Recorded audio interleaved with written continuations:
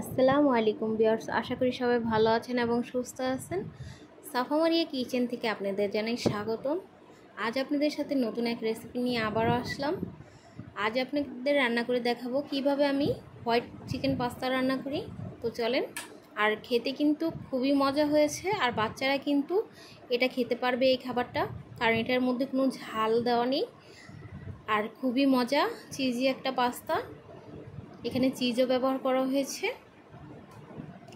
তো প্রথমে চলে যাব চুলায় একটি কড়াই বসিয়ে দিয়ে দেব পানি, আর 1 চামচের মতো সয়াবিন তেল, আধা চামচ লবণ দিয়ে আমি একটু ভালো মতো একটি চামচ দিয়ে নেড়ে চেড়ে দেবো। তারপর পানিটা যখন বলক চলে আসবে তো দিয়ে দেব পাস্তাগুলো, দিয়ে আমি 80% সিদ্ধ করে নেব। আর আমার ভিডিওটি যদি আপনাদের ভালো লাগে তাহলে একটি লাইক করে দিবেন, আর যদি একটু বেশি ভালো লাগে তাহলে একটি শেয়ার করে দিবেন।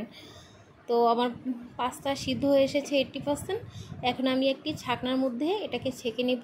আর ভুলেও কেউ ঠান্ডা পানি ব্যবহার করবে না, তাহলে এটা একটা আঠালো হয়ে যায় আর একটার সাথে একটা লেগে যায়। এখন চুলার মধ্যে আমি একটি প্যান বসিয়ে দিয়ে দেবো 2 চামচের মতো ঘি। আপনারা এখানে চাইলে বাটার ব্যবহার করতে পারেন, আমার বাটার ছিল না, এই জন্য ঘি ব্যবহার করেছি।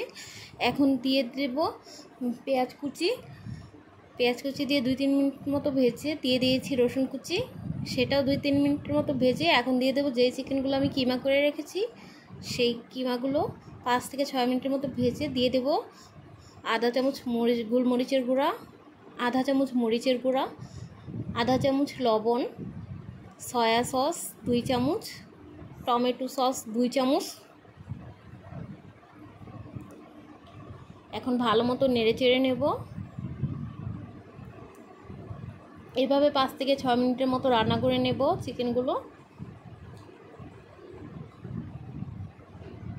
তো এখন চিকেনগুলো একটি পাত্রে নামিয়ে রেখে আমি আবার কড়াইটা বসিয়ে দেবো চুলার মধ্যে, দিয়ে আবার 2 চামচের মতো ঘি দিয়ে দেব 2 চামচের মতো ময়দা, দিয়ে এটাকে ভালো মতো মিক্স করে নেব। আর সাথে আমি এটাকে একটু ভালো মতো ভাজা হলে সাথে দিয়ে দেব গরুর দুধ লিকুইড।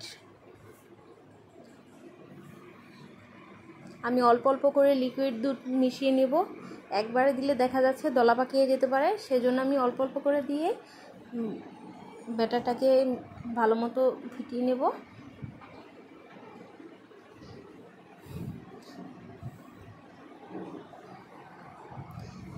এইভাবে আপনারা বাচ্চাদের বাসায় বানিয়ে দিবেন, অবশ্যই বাচ্চারা খুব মজা করে খাবে। আর খুবই মজা হয়, খুবই চিজি একটি পাস্তা, বড়রাও খেতে পারবে।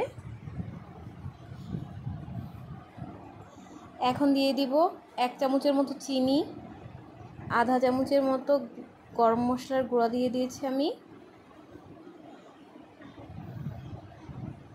গোলমরিচের গুঁড়া 1/2 চামচ, আর মরিচের গুঁড়া 1/2 চামচ। এখন দিয়ে দেব সিদ্ধ করে রাখা পাস্তাগুলো, দিয়ে ভালো মতো নেড়ে চেড়ে নেব যাতে করে নিচ দিয়ে পড়ে না যায়। যখন হয়ে আসবে উপর দিয়ে আমি চিজ দিয়ে দেব, চিজগুলো আমি ছোটো ছোটো পিস করে কেটে রেখেছিলাম সেইগুলো উপর দিয়ে আমি কিছুক্ষণ ঢাকনা দিয়ে রান্না করে নেব 5 থেকে 6 মিনিটের মতো। এই তো 7 মিনিট পর দেখেন কত চিজি হয়েছে। এখন আমি সবগুলো একসাথে মিক্স করে নিয়েছি। আশা করি ভিডিওটি সবার ভালো লাগবে। আর আমার রান্নার নতুন নতুন ভিডিও পেতে অবশ্যই চ্যানেলটি সবাই সাবস্ক্রাইব করে দেবেন। আল্লাহ হাফেজ, সবাই ভালো থাকবেন।